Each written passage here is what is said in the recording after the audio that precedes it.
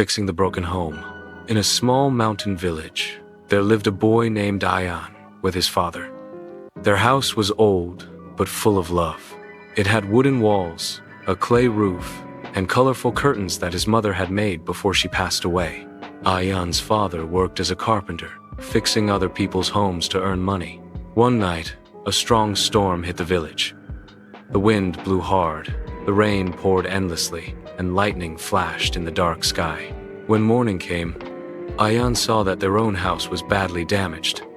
The roof had holes, the windows were broken, and water had soaked the floor.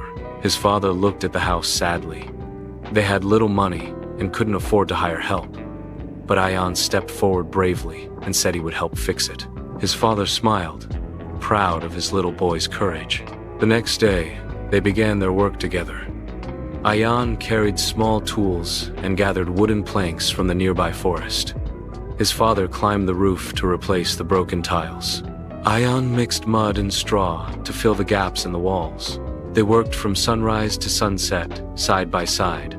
Sometimes Ayan's arms hurt and his hands got dirty, but every time he looked at his father, he felt stronger. When it rained again, they covered the house with a large plastic sheet. At night, they sat under a flickering lamp, tired but happy, eating the simple food his father cooked. Slowly, the old house began to change. They painted the walls, fixed the windows, and even built a small flower garden outside. Birds started visiting again, chirping near the window each morning. When the repairs were done, Ayan stood outside and looked at their home proudly. It wasn't big or fancy, but it was strong and warm, just like their love for each other. One day, their neighbors came to see the repaired house. Everyone admired the beautiful work. Ayan's father told them that his son had helped him in every step. The villagers clapped for Ayan and called him the Little Builder.